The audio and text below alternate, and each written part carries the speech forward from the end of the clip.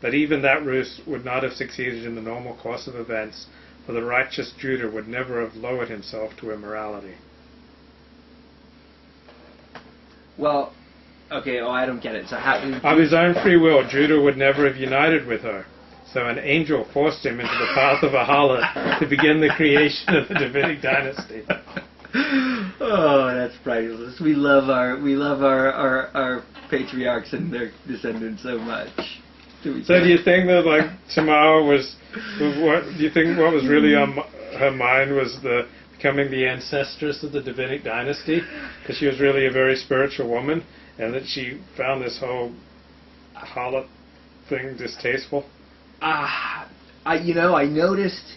I did wonder when Tamar was having her problem with Onan that it didn't mention any. She kept going back. So I was thinking, well, she seems to enjoy the act of coitus. And no, I don't know that. I don't know that she did dislike it. I don't know.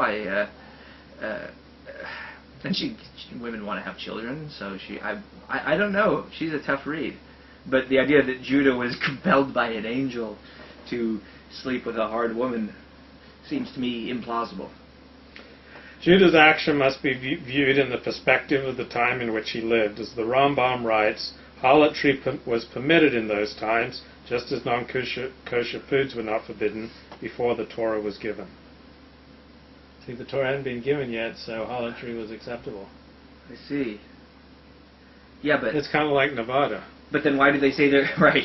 But then why does he say he's going to burn her once she's pregnant by harlotry? Right. So that's why we have the Art Scroll commentary. So, I mean, that's pretty harsh. And let her be burned. Because Tamar was the daughter of Shem, who was a priest, they sentenced her to be burned. So the Rambam points out the unmarried daughter of a priest is not liable to the death penalty, so there had to be other reasons for the death sentence. Mizrahi explains that there were indeed extenuating circumstances. Perhaps sexual misconduct was so rampant that extraordinary measures had been instituted to curb it, or the exalted status of the families that had been shamed by Tamar, Judah and Shem's, was sufficient to demand an unusual penalty. Judah condemned her to this punishment because he was a great chief, and his daughter-in-law's harlotry was an affront to his status, just as a priest's daughter who commits harlotry is condemned for having thereby profaned her father. The judgment would not have been meted out to a commoner. Well, all I know is this. Then let's look at. If I look at Judah's behavior, then this is what I see. He takes his daughter-in-law, who wants to have a child desperately, and sends her back to live with her parents, and abandons her. Doesn't give her his other sons, and just leaves her to rot as a barren. Goes and sleeps with a prostitute just because she sees her there and he digs it, and has no problem with prostitution on his end, and then decides to burn the daughter-in-law who he abandoned because she was given child by somebody else. So it's not there's not a lot of respect for women in that narrative to me, and not a lot of righteous behavior on Judah's part, so far as I can see. So Judah said in verse 23, chapter 38, let her keep, his staff, his pledges, lest we become a laughing stock. Right. For having pledged such things as valuable as a signet wrap and staff for such a trifle.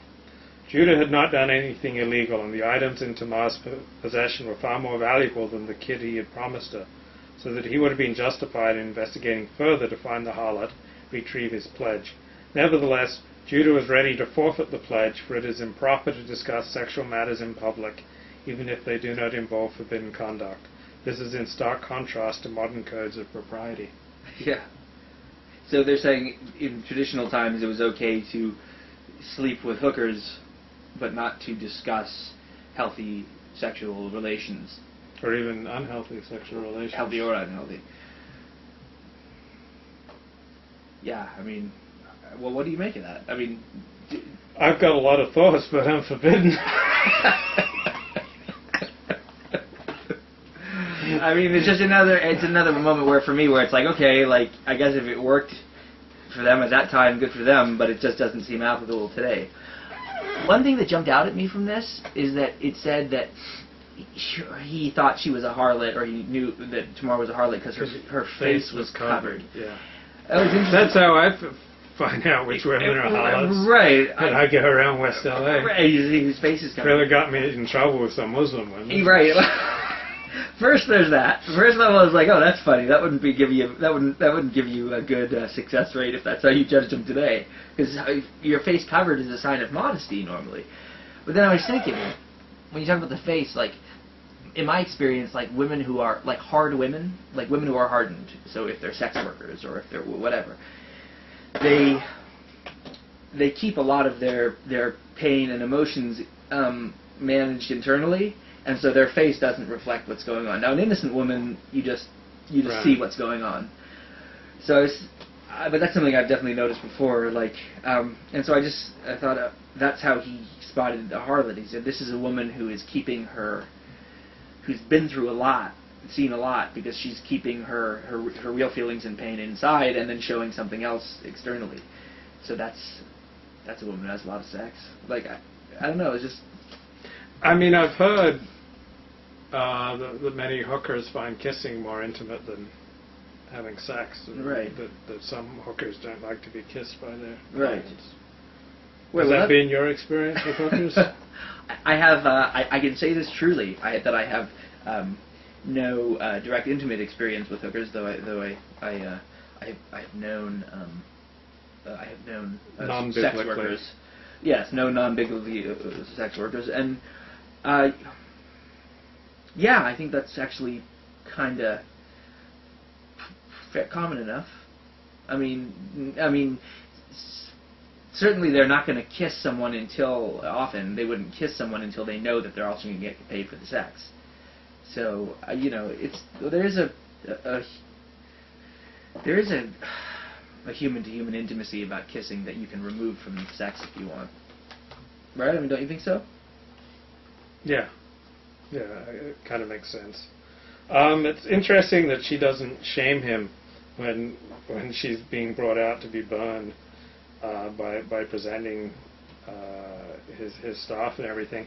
It reminds me of something I read by author Humphrey Knipe, that but in contrast to children who are shaming each other all the time, adults rarely shame each other in person. So it's one of those things, as people get older, they stop doing. But when you say shame each other in person, if you're all in the same room, right? Now they may write a blog that shames you. Oh, they rarely shame you in person. Yeah. Oh, yes. So yes, it's that happens as you're growing up. You can see it happen. People will stop. I've seen fights break out only once somebody turned their back, because they can't try to hurt someone while they're looking at them. Right. I think there's a lot of truth to that. I've had people who want to make requests of me to take down stuff, and it's really important to them to meet me in person and make me look them in the eye. Yeah, well, at that moment, tell them why I need to. Yeah, they want to show you their humanity in service of making you do something that they want. Right. Yeah. Right. Very, very nice. Yeah. Well, see, intimacy can be manipulative. In that case, I would think that's an example of it. But yeah, well, there's also, I think, a self-defense thing there. Usually, you don't get. I think it's rare that you get. The only way to get someone to do something you want is to make them want it for some reason, even if they're just scared or whatever. But you have to make them want it, and shaming someone is not a good strategy for eliciting wanted behavior, because it makes them hate you. Right. And when people hate you, usually, that's not so great usually. So yeah, I mean, I think maybe Tamar, maybe she was being that gentle again just out of self-interest, because she knew if she really pissed Judah off, she was in trouble. So chapter 39, verse 6, Potiphar left all that he had in Joseph's custody, except for the bread that he would eat. According to the ArtScroll commentary, this is a delicate expression. Bread here refers to his wife. Wait, okay, so Potiphar left all that he had in in Joseph's custody. Right. Except for the bread that he would eat. Except the bread he would eat, and that's a reference to his wife. Well,